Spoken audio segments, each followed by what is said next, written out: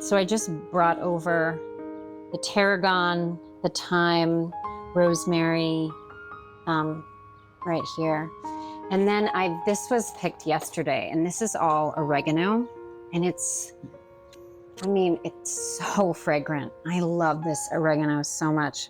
And there's different kinds of herbs and, different kinds of oregano, different types of thymes. I was saying I picked French and English, and it's incredible how many herbs there are. They're just so beautiful, and it's so like this oregano has been so happy and just keeps growing and growing on its own. It needs very little care. It just makes like a beautiful border along the wall. So I started to pull some off the stem. So that's about a day of being dried. So some of them are a little bit more dry, some of them are a bit more green, and they will eventually get, all quite dry. And so this is actually something it's called an herb pull pot. And I like to, this is what I'll do. Essentially, it has a grain on it, like wood does. And if you pull in the opposite, all the leaves will just come right off. If you pull the other way, it's much harder. So this little pinch pot, you could put the leaf through there and it threads it for you. It's just adorable. So whatever size stem you have, you can pull through, and then it helps to get all of the leaves off. So that's kind of just a fun way. Yeah, there are so many wonderful medicinal qualities to herbs, and in particular oregano, and the oil in oregano. And I know very little as well. I'm still learning so much. It's incredibly helpful for your immune system. And if you're fighting any kind of virus or flu, oregano oil will blast it out of your system. It's very potent, and especially when it's concentrated, it's very potent. So this is something that I cook with regularly. I always have it on my stove. I always put it into my foods because I love the smell, I love the taste, and I know how beneficial it is for me. And I find that is with all of these. I feel like I'm learning. Actually, I wanted to show you this book. It's called Radical Remedies, and it's about an herbalist who basically grows her own herbs and makes tinctures. She makes oils, she makes honeys and butters and beauty products with everything. And they go into essentially the properties of each herb or whatever it is. And it's all plants. And the more I learn, and I feel like I know very little, the more that I learn, the more I recognize that these are all beneficial. They're all beneficial. And it's like, we are used to taking supplements, and I point up here because I take supplements as well, pure forms of supplements to help with my own immunity and the boosting my immune system. But we don't need to take those when we are taking plant medicine and we're getting our vitamins and nutrients through plants. And that's where I feel like I will trust what I put into, what I'm drawn to. Oh, I happen to harvest these things today. And then I will trust the beneficial medicine that these will bring into my food in the next week. That is something that you don't always have to know the exact specifics of each and every beneficial quality, that you can trust that this will be supportive of your health as a human being.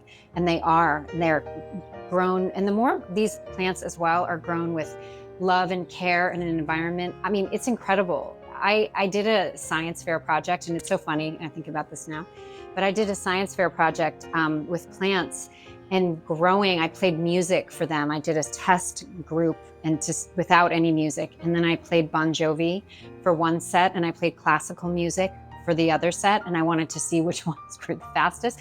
I was like, what a clever idea I felt at the time as a fourth grader, and still do actually. And what was fascinating was I thought it would be the classical music. It was the Bon Jovi music. And I considered that it was like the voices and the passion and the feeling of that music was what those plants grew more than, and then the classical plants grew more, and then the ones that were just regular, grew the least. And I talk to my plants all the time. Like, I talk to them, I'm like, thank you so much. And the vibrational quality, they absolutely respond to vibrational quality.